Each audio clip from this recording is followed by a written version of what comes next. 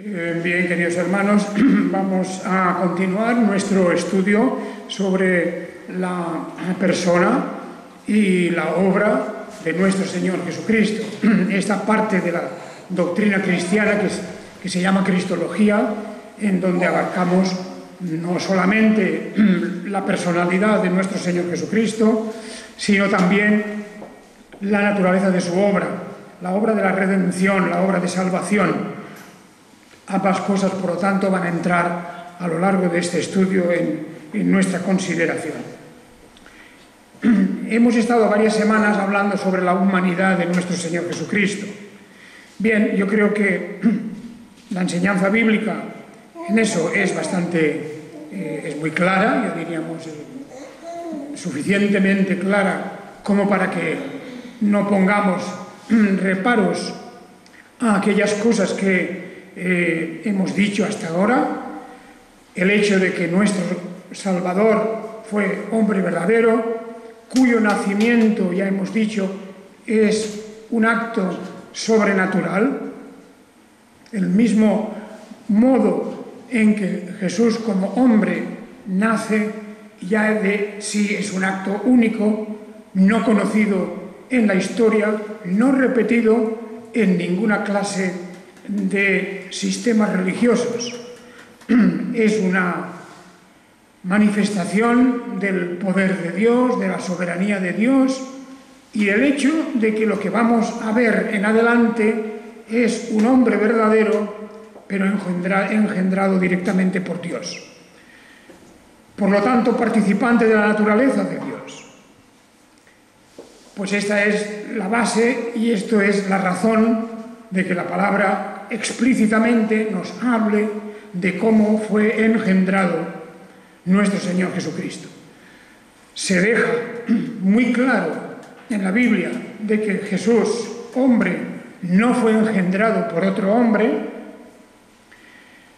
y se ve de una manera directa por la propia declaración del texto del Nuevo Testamento que el poder del Espíritu de Dios,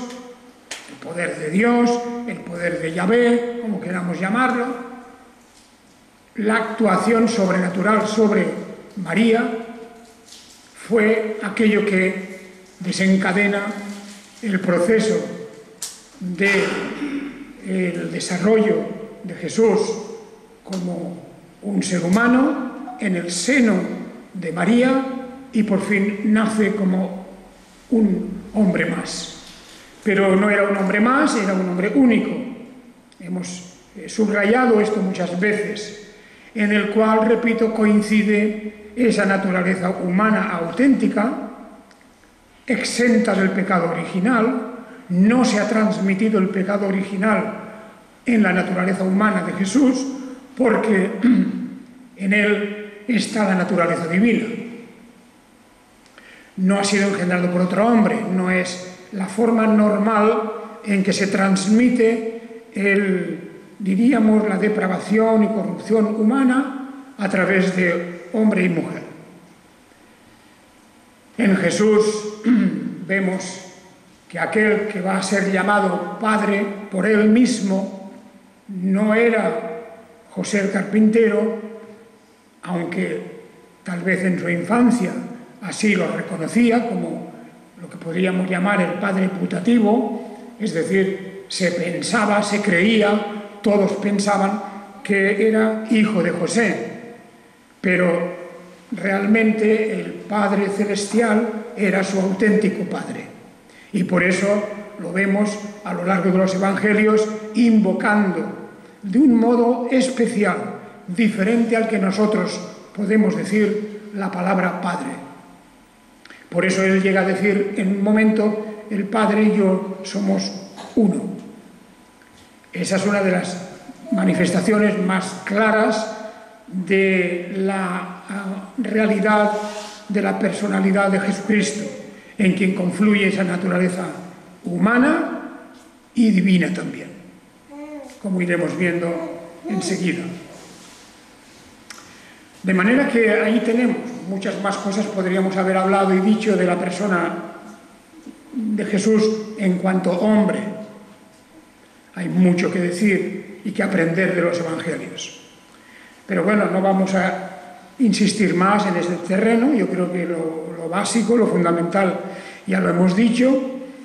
Y hoy es momento que empecemos a hablar de la divinidad. Es decir, de la naturaleza divina que coexiste en la persona de Jesucristo. La persona que tiene naturaleza humana y que además, según la Biblia y según la necesidad de toda la doctrina cristiana en referencia a la redención, también tiene una naturaleza divina completa, absoluta.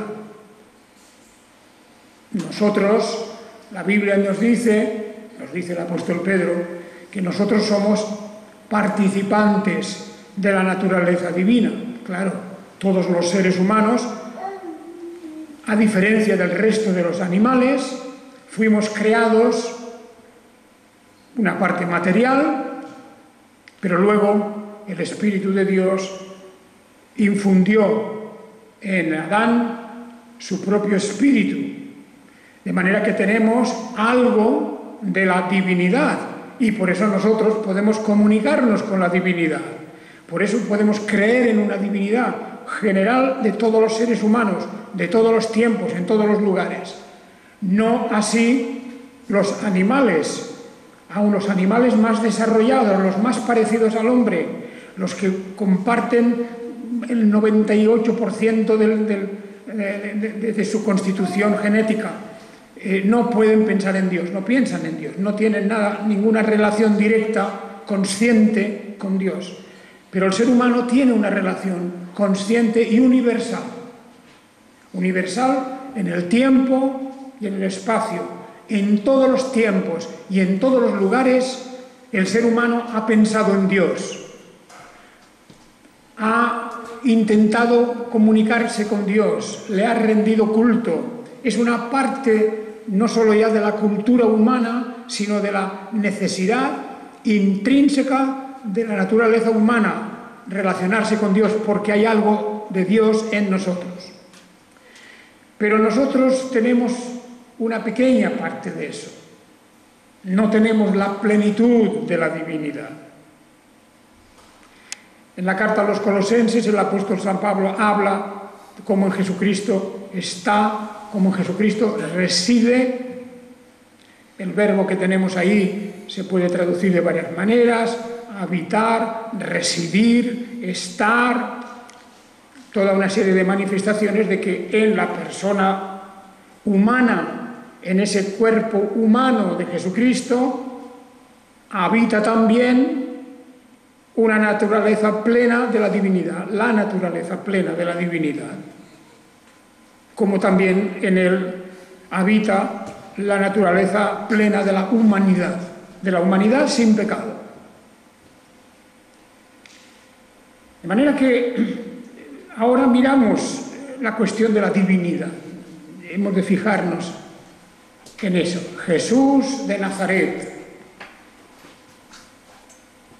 aquel que si nosotros hubiéramos estado en su tiempo en Nazaret, donde él se crió, donde él estuvo de muy pequeño, desde que regresaron de Egipto por medida de seguridad, porque Herodes y toda la casa de Herodes en realidad habían tomado muy en serio el nacimiento del que iba a ser rey verdadero de Israel. Y Jesús, como bien sabemos, María, José, Jesús, los tres marcharon a Egipto por un tiempo, y cuando ya tomaron noticia de que había muerto Herodes, volvieron, pero no volvieron a Belén, ni fueron a Jerusalén, sino que fueron a Nazaret. Y allí Jesús se desarrolló, creció, hasta que llegó el momento de empezar su ministerio. De manera que nosotros hablamos de aquel personaje que, si digo, lo hubiéramos conocido directamente en aquel tiempo, no habríamos distinguido en él aparentemente ninguna diferencia. Porque desde el punto de vista físico, material, Jesús era uno más del pueblo de Nazaret. Era uno más. convivía con su familia, hacía las cosas con su familia, estaba con sus vecinos, empezó a trabajar ya desde bien joven, y todo eso nos lo va contando muy por encima los evangelios. Pero incluso algún evangelio ni se refiere a eso. Por ejemplo, el Evangelio de San Juan no hace mención de esas cosas, porque va directamente a mostrarnos la verdadera personalidad o la verdadera doble naturaleza de nuestro Señor Jesucristo. El Evangelio de San Juan es clave, es un evangelio en donde el énfasis se pone precisamente en hablarnos de Jesús en cuanto que Él es verdadero Dios. Es decir, que la naturaleza divina, la plenitud de la naturaleza divina en la manifestación de lo que luego se llamará el Hijo, y ahora veremos esa cuestión como en la Biblia se viene manifestando. Pero debo decir que esta doctrina y esta revelación bíblica, que es clara, pero como todas las cosas en la Biblia, hay que tener ojos para verla. Muy clara es la doctrina de la elección, por ejemplo, y predestinación. Es muy clara en la Biblia, pero hay que tener ojos para verla. Muy clara es en la Biblia pues, la doctrina sobre el fin de este mundo como un juicio de Dios. Es muy clara, pero hay que tener ojos para verlo porque hay mucha gente que no cree en ello. Y tantas otras doctrinas que son claras en la Biblia, pero hay diversidad de opiniones, hay desviaciones de esa doctrina y tergiversaciones, y hay muchas cosas. Y donde más se manifiesta esas desviaciones y esa diversidad de opiniones es precisamente en el tema de la divinidad de la persona de Jesucristo, es decir, de la naturaleza divina que coexiste con la naturaleza humana en la persona de Jesús. Jesús de Nazaret, hombre verdadero y Dios verdadero. Esa es la definición que corresponde al título del Hijo de Dios, porque Dios no tiene hijos como nosotros, no había una diosa para engendrar un hijo, María tampoco era una diosa, y el engendramiento de Jesús es un acto sobrenatural en María para que aquel que ya existía desde la eternidad tomara cuerpo humano y coexistiera en ese cuerpo humano. Bien, pues esa doctrina que repito es clara. Resulta, como nos dice el apóstol Pedro en su carta primera y capítulo 2, dice: desechando pues toda malicia y todo engaño, fingimientos, envidias y todas las maledicencias, desead, como niños recién nacidos, la leche espiritual no adulterada, para que por ella crezcáis en salvación, ya que habéis gustado que el Señor es bondadoso, acercándoos a Él.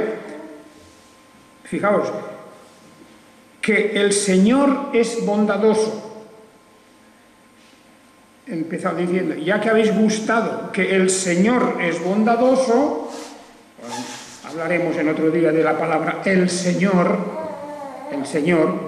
pero aquí ya lo subrayo, acercándoos a Él, piedra viva, desechada ciertamente por los hombres, mas para Dios escogida, preciosa. Vosotros también, como piedras vivas, estáis siendo edificados como casa espiritual para un sacerdocio santo, a fin de ofrecer sacrificios espirituales aceptables a Dios por medio de Jesús, el Mesías.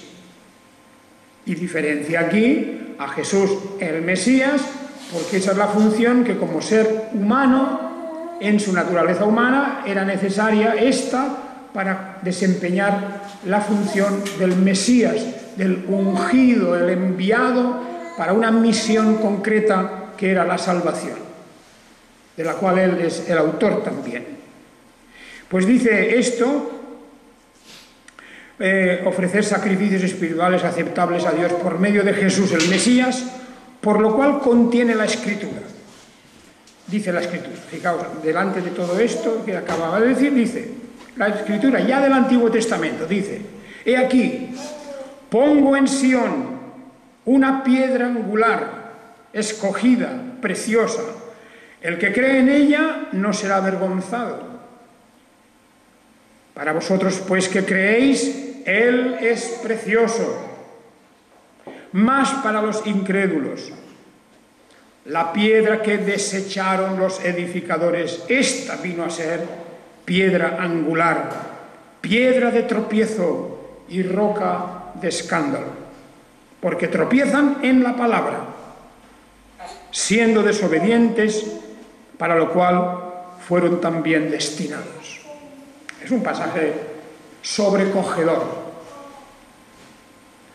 porque nos está hablando de la figura de Jesús, el Mesías, y naturalmente está haciendo referencia aquí principalmente a su carácter humano, porque le llama Jesús, Yeshua, Salvador, el Mesías, el Salvador, el ungido. Se llamaba así Jesús, el Salvador ungido. Y se le compara a la piedra angular, una piedra angular en donde naturalmente se empieza a edificar el templo. Ahí está la idea de la importancia de esa piedra angular que estará en la esquina, una piedra particularmente fuerte, particularmente grande, perfectamente recortada en su ángulo, etcétera. Toda esa piedra preciosa, porque es básica para el edificio, y el que cree en ella no será avergonzado. Esto es naturalmente una forma metafórica de decirnos que en Jesucristo tenemos la piedra angular, la piedra principal, sin la cual no se puede edificar nada. Pero también dice un mensaje para los que creen en esto, para nosotros es precioso, es de un valor incalculable.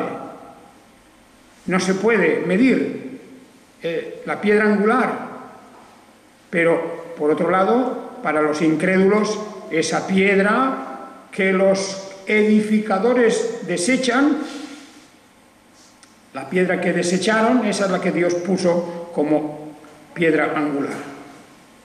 Y es una piedra, por lo tanto, se convierte para algunos, como hemos visto, en piedra preciosa, para otros se convierte en piedra de tropiezo, roca de escándalo, porque tropiezan en la palabra. Fijaos lo que es. Pedro está escribiendo, cuando dice tropiezan en la palabra, está hablando de Antiguo Testamento y de algunos textos del Nuevo que ya empezaban a aparecer, pero fundamentalmente Pedro, el apóstol Pedro, se está refiriendo que los judíos particularmente tropiezan en la palabra del Antiguo Testamento, porque en el Antiguo Testamento hay tanta evidencia leamos ahí bien el libro del profeta Isaías. Hay tanta evidencia en respecto a la realidad de que Dios es nuestro Salvador y no hay otro más que Él, y que Él mismo se va a encargar de hacer esa salvación. Personalmente, no va a delegar eso a ningún ángel, sino que Él mismo, en la persona del Hijo que se engendra en María por su acción, que es exactamente su propia naturaleza, que con toda la plenitud va a residir en la persona humana de Jesús. Esto es algo único, porque en cualquier otro sistema de las religiones que los seres humanos, en su cultura, en su historia, han desarrollado, las cosas no suceden así. En el paganismo antiguo pues habían divinidades y cada una pues tenía sus aventuras, sus cosas, sus misiones especiales, sus tareas, se encargaban de una cosa, cada uno de otra. En fin, ahí había una diosa para la agricultura y otro dios para las artes y otro dios para mil cosas ahí diferentes en aquel sistema del panteón pagano.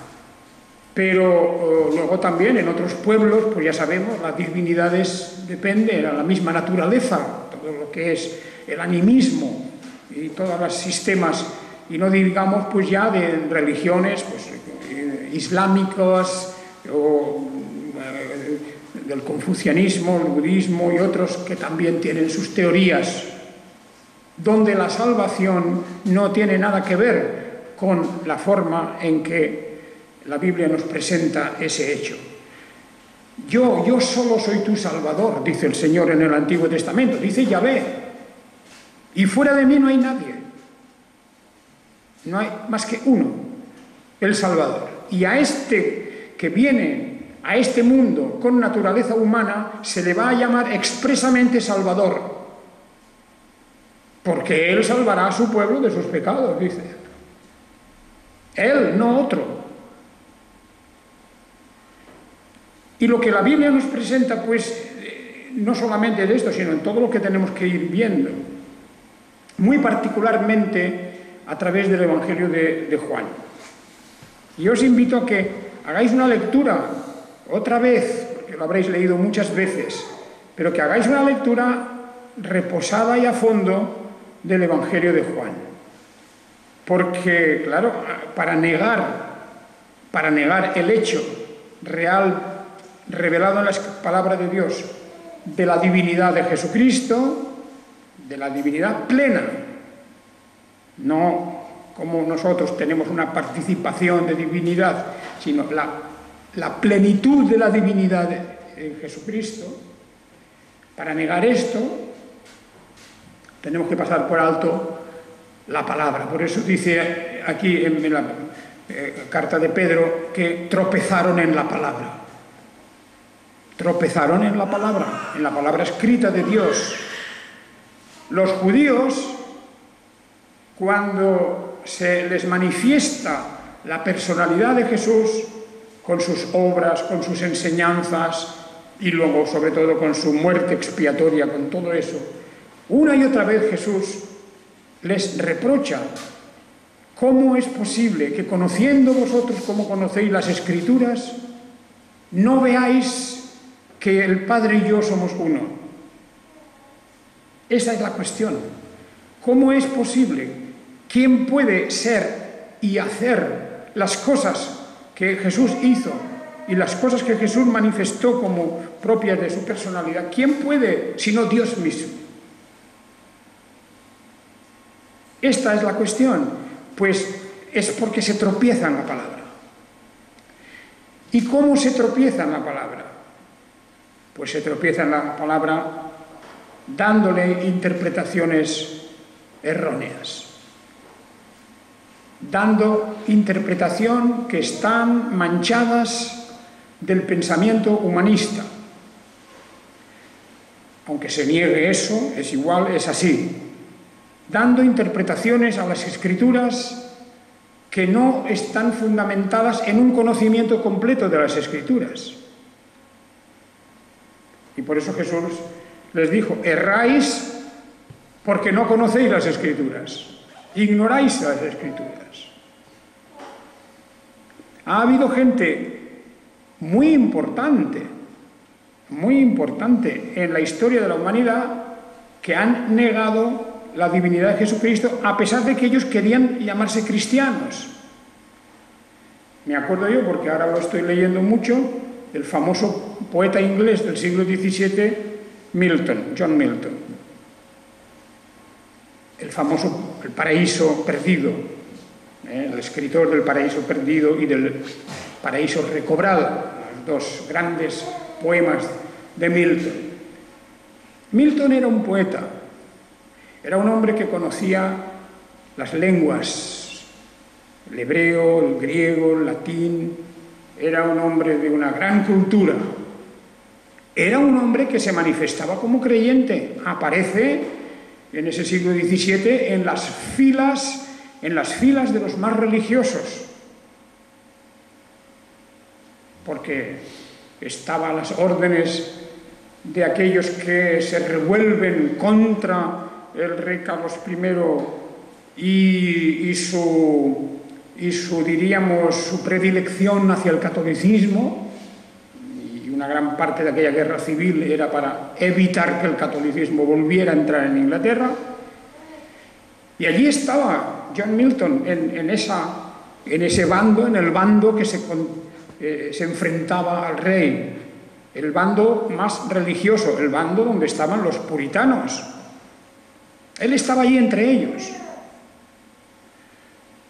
Pero él escribió un libro,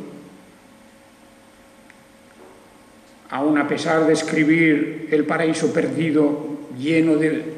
es una maravillosa historia de todo lo que fue la creación de Adán y la caída de Adán, es precioso. Y luego el paraíso recobrado por Jesucristo. Él habla mucho de Jesucristo, claro está. Pero él escribió, ya hacia el final de su vida, otro libro, un libro sobre la doctrina cristiana. Y en ese libro, abiertamente, él niega la divinidad de Jesucristo. John Milton. Claro, no era un teólogo, no era un hombre, diríamos, especializado en las cosas de la Biblia, pero conocía la Biblia de arriba abajo 100 veces más que todos nosotros juntos. Es así, porque hay que ver cómo leían ellos la Biblia. Pero él negó al final, y lo mantuvo en secreto, por cierto, porque de haberlo dicho claramente, pues no habría vivido bien o no habría vivido ya más. Era un delito de alta traición. Y por lo tanto lo mantuvo en secreto, pero ahí está el libro, apareció luego, después. Y hay otras personas en la historia, por supuesto, esa es una de las grandes cuestiones que hay en el cristianismo modernista, los liberales, los que interpretan, o incluso los que no creen que la Biblia sea inspirada. Todas esas ramas que hay y cosas extrañas, pues claro, vienen a coincidir en lo mismo, porque tienen siempre interpretaciones humanistas. De manera que nosotros, para no tropezar en esa piedra, que no solamente el apóstol Pedro, sino también, bueno, el apóstol Pablo utiliza esa misma expresión para referirse a los que tropiezan en la piedra angular que es Jesucristo, en esa piedra angular. Pero Israel, dice el apóstol en Romanos 9:31, pero Israel que sigue la justicia de la ley, quiere decir, Israel, que se quieren salvar por sus propias obras, obedeciendo a la ley, como si ellos pudieran cumplirlo todo. Israel, que sigue la justicia de la ley, no la alcanzó por la ley. ¿Por qué? Porque no la seguían por fe, sino por obras. Tropezaron en la piedra de tropiezo. Como está escrito, he aquí pongo en Sión piedra de tropiezo y roca de caída. El que crea en él no será avergonzado. Pero es una piedra de tropiezo. La persona de Jesús está ahí como una roca que ella no se va a mover, pero si nosotros tropezamos con ella, vamos a caer. Porque no podemos manipular nada de lo que es la revelación bíblica sobre la persona de Jesucristo y su doble naturaleza humana y divina. que coexisten en esa persona humana sin confundirse y sin mezclarse, como Dios, Dios eterno, Yahvé. Yahvé, por cierto, no es ningún nombre mágico, el nombre es simplemente el nombre es un nombre propio, es un nombre que se le pone a la divinidad en espíritu, como a Jesús se le llama Salvador, porque también dice Dios, Yahvé dice yo soy tu Salvador. Y por lo tanto no son nombres que coinciden y consisten en lo mismo y coinciden en la misma persona. Pero el apóstol Pablo también dice, y en la carta primera a los Corintios vuelve a repetir esta cuestión de la piedra de tropiezo, porque en Jesús o bien estamos con Él o estamos contra Él. Eso es, porque está escrito, destruiré la sabiduría de los sabios y desecharé la inteligencia de los entendidos. Esto lo podía haber tenido en cuenta John Milton, por ejemplo. ¿Dónde está el sabio? ¿Dónde el escriba? ¿Dónde el disputador de esta época? ¿No aturdió Dios la sabiduría del mundo? Por cuanto en la sabiduría de Dios el mundo dejó de conocer a Dios mediante la sabiduría, agradó a Dios salvar a los creyentes por medio de la necedad de la predicación. Y así continúa hasta que dice que nosotros predicamos al Mesías, al ungido crucificado, para los judíos ciertamente tropezadero, o sea, piedra de tropiezo, y para los gentiles necedad. De manera que la figura de Jesús el Mesías, en este primer siglo, cuando Pablo está escribiendo esta carta, la opinión más extendida en el mundo de entonces era que Jesús, el Mesías, aquel que llamaban Mesías, el ungido, para los mismos judíos era piedra de tropiezo. Es decir, ¿por qué? Porque se resistían, es más, rechazaban lo que Jesús había dicho de sí mismo, rechazaron y pidieron que fuera crucificado, como si fuera un impostor, y negaron la evidencia de sus propias obras. Si no creéis en mis palabras, ¿por qué no creéis en mis obras? Porque ellos mismos decían, ¿quién puede hacer estas cosas si no está Dios con él? O incluso, ¿quién puede hacer esto si no Dios solo? Por ejemplo, perdonar los pecados. Pero habían tantas evidencias, tantas manifestaciones, que quisieron negarlo todo, de redondo. ¿Por qué? Porque su razonamiento decía, eso no es posible. No se puede admitir que una persona sea al mismo tiempo hombre y al mismo tiempo Dios. Eso no lo podían admitir, era contra la razón. Y entonces tergiversaban las Escrituras, porque las Escrituras tienen suficiente evidencia, incluso las del Antiguo Testamento. Pero las tergiversaban, les daban la vuelta. Y en cuanto a los gentiles, los que no conocían las Escrituras, para estos la idea de que había un ser humano que al mismo tiempo era también divino, realmente era Dios con nosotros, Emmanuel es su nombre, Emmanuel significa Dios con nosotros, pero que Dios está con nosotros, que era el nombre al que también se le iba a conocer bíblicamente al Mesías.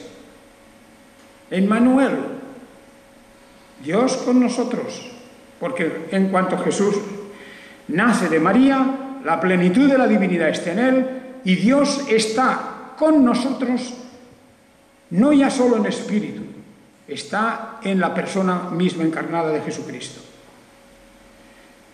Bien, por lo tanto, nosotros nos hemos de remitir a las pruebas bíblicas, hermanos. Esto todo es una especie de pequeña introducción al tema, porque es que hay mucho que hablar. Pero claro, hemos de empezar. Y ya nos quedan solamente 10 minutos para este principio. Hemos de continuar el próximo día. Hemos de empezar en uno de los pasajes más claros. También donde el ejercicio de la tergiversación tiene que hacer filigranas para que no diga lo que dice. Claro. porque lo que dice la Escritura es lo que está escrito. Y hace falta mucha imaginación para negar lo que está diciendo. Lamentablemente es así, porque cuando leemos el capítulo 1 del Evangelio de San Juan, ¿sabéis? Yo tengo aquí el texto español, pero tengo aquí al lado el texto griego, que no hace falta, porque lo que dice el español está suficientemente claro. Y dice, en una traducción que tenemos aquí, en un principio, bien, se puede admitir en un principio o en principio, porque el texto griego no lleva ningún artículo. La palabra principio no dice ni un ni el principio, sino dice en principio, principio de origen. En el origen estaba o era el logos. En el principio era el logos. Logos, nosotros en esta versión hemos dejado, yo insistí mucho en eso, que se dejase la palabra logos. Porque es verdad que logos significa el verbo, la palabra, pero también significa la razón. Hay toda una serie de ideas intelectuales y espirituales en la palabra logos. Era una palabra normal y común dentro de la lengua griega. No es nueva, no aparece nueva, ni es un invento, ni nada. El logos era eso. Y entonces esa palabra como ciencia, razón, verbo, palabra, etcétera, todo eso está encerrado. ¿Por qué? Porque las palabras, y no hace falta que me ponga a dar clases de semántica ni de gramática, pero las palabras son flexibles y tienen un cierto campo, ¿verdad?, donde no la podemos, de una lengua a otra lengua, no podemos pasar las palabras como si solamente hubiera un significado, uno solo. No, eso no sería propio de ningún traductor. Las lenguas tienen su campo flexible y por eso unas veces tendríamos que poner como logos, podríamos poner ciencia o razón o el verbo o la palabra, en fin, podemos buscar. Yo os puedo asegurar que en un buen diccionario de griego, cuando encontramos logos, tendremos una página entera de posibilidades que hay. Claro, porque las lenguas son así, y eso, particularmente en esta lengua griega. Esta lengua, la palabra logos, ha pasado a la lengua nuestra, ahora, pues en todas las palabras compuestas, por ejemplo, psicología, logos viene en psicología, biología, que es la ciencia de la vida, la psicología, la ciencia de la mente, del psique, y así, etc. Por lo tanto, aquí ponemos logos. Y con esto es bastante, ¿no? Ya tenemos una idea de lo que la palabra logos quiere decir. Es la expresión del pensamiento. Es algo espiritual. Algo espiritual. De momento, con eso sería suficiente. Es el espíritu, la razón, el pensamiento, la ciencia, el conocimiento, todo eso está dentro de la palabra logos.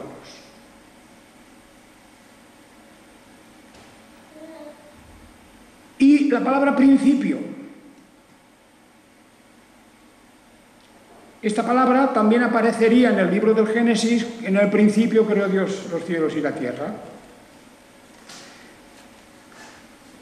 Pero es que aquí nos dice que en el principio ya estaba el logos. Y en el principio era el logos. No dice que fue creado, como en el libro del Génesis, el verbo que hay es, en el principio creó Dios los cielos y la tierra. Por lo tanto, antes de ese principio, si es que ponemos un punto en algún sitio de la eternidad hacia atrás, ponemos un punto y le decimos, esto es el principio. Y entonces Dios creó, aquí empezó a crear. Bueno, muy bien. Antes no existía nada. Y por eso dice, el verbo es en el principio creó Dios los cielos. No dice, en el principio ya existían, o ya eran, ya estaban, o estaba el cielo y la tierra. En el principio estaba, no, en el principio creó Dios. Pero aquí en Juan no dice, en el principio creó Dios el Logos. No, no tiene nada que ver eso. Ese principio, en un punto que no podemos ni siquiera intuir en la lejanía en el tiempo que tiene, ese principio dice que el Logos ya estaba. Era o estaba. No fue creado en el principio, no apareció de repente en el principio como si no hubiera existido ni nada de eso, sino que estaba el Logos. ¿Tomamos nota de eso? En el principio el verbo ya estaba. Es el Logos. Pero es que nos dice luego que el Logos estaba con Dios y que Dios era el Logos. Esta frase, en este orden, y Dios era el Logos, es una frase construida adrede de una manera para resaltar con el predicado lo que es el sujeto. El Logos, que ese es el sujeto, el Logos, y por eso lleva su artículo delante, el Logos era Dios. Theos. La construcción es Theos, gen o Logos. Dios era el Logos. Y en el orden que nosotros pondríamos, si no, claro, aquí resalta, Dios era el Logos.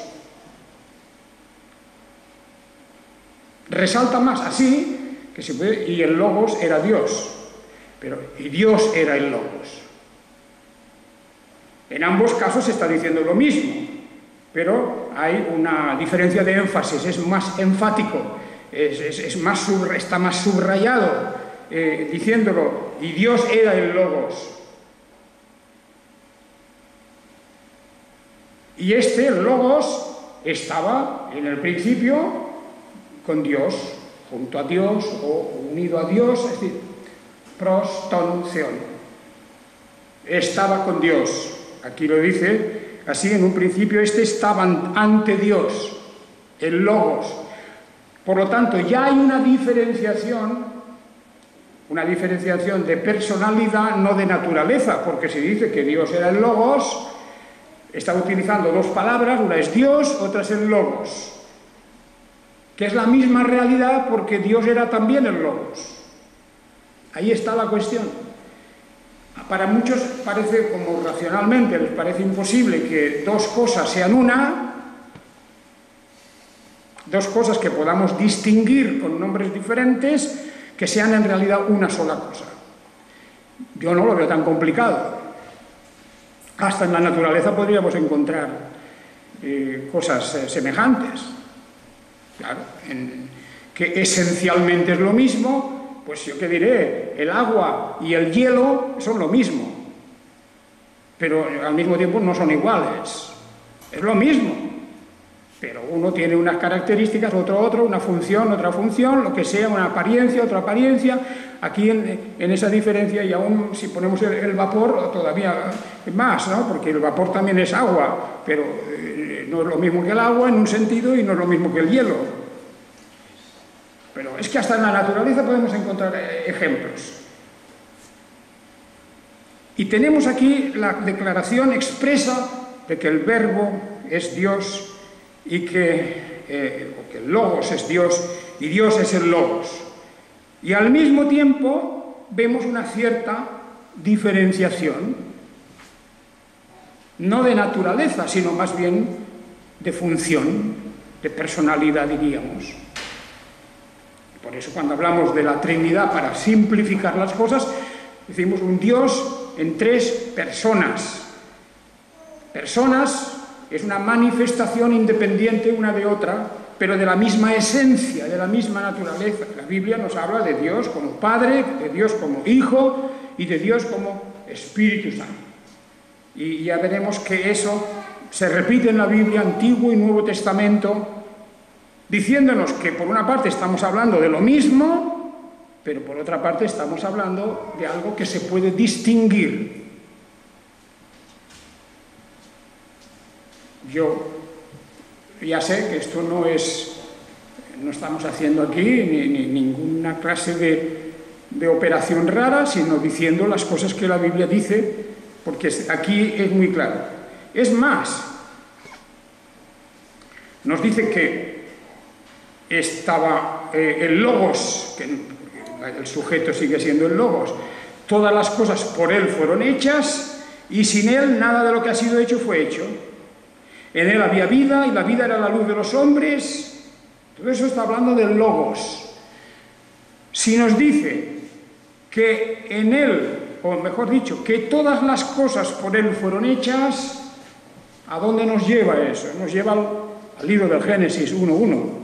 En el principio creó Dios, y nadie discute cuando leemos la palabra Dios, porque ya veréis, entraremos a verlo en adelante, con la palabra Dios se juega mucho, porque dice, es que la palabra Dios por aquí, algunas veces esto y otro. No, aquí la palabra Dios está muy clara. Aquí a quién se refiere a Yahvé, se refiere al Padre Eterno, lo que queráis, y dice que todas las cosas por él, por el Logos, que es Dios, fueron hechas, y sin él nada de lo que ha sido hecho fue hecho. En él había vida y la vida era la luz de los hombres, y la luz resplandece en las tinieblas no prevalecieron contra ella.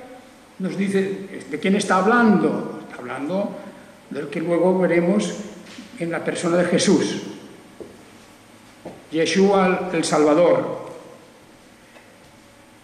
Pero es que nos dice al final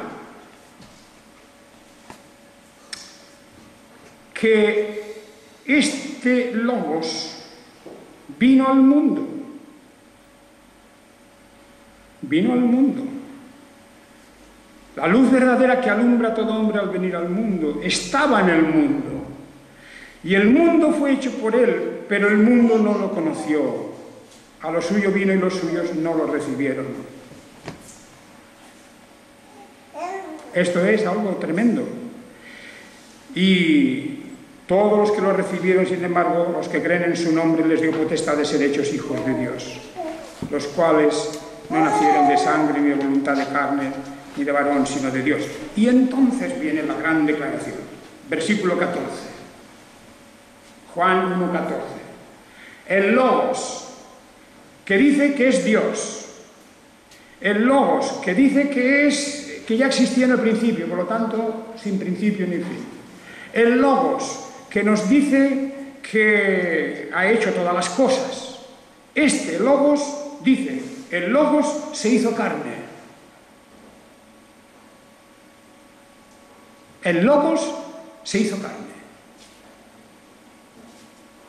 Y aquí hay un verbo raro que no existe en español, pero se tuvo que poner, porque es lo que...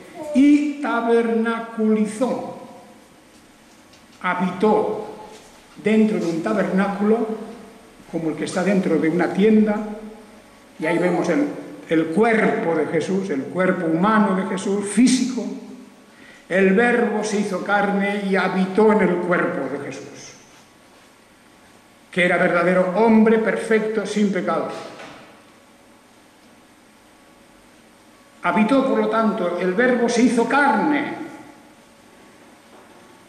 habitó entre nosotros y contemplamos su gloria, la gloria como del unigénito del Padre, lleno de gracia y de verdad. Bueno, hay que subrayar, hay que iluminar ese versículo 1:14, porque el Verbo que es Dios, que en el principio ya era Dios, que nunca dejó de ser Dios, porque es Dios verdadero, este Dios verdadero, llamado Logos también, se hizo carne y habitó entre nosotros. ¿Vosotros lo entendéis o no? A Dios yo diría que no le importa que lo entendamos.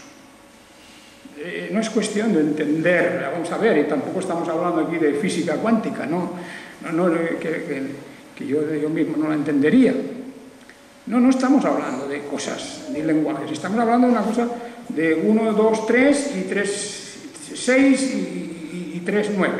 Estamos hablando de una cosa que es bastante clara aquí, porque se habla del Logos, se habla de que era Dios, se habla de que Él ya estaba en el principio, de que Él creó todas las cosas, y se dice que se hizo carne.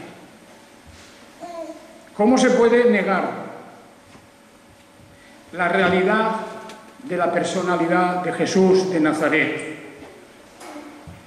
Porque se hizo carne, se hizo humano en la persona de Jesús.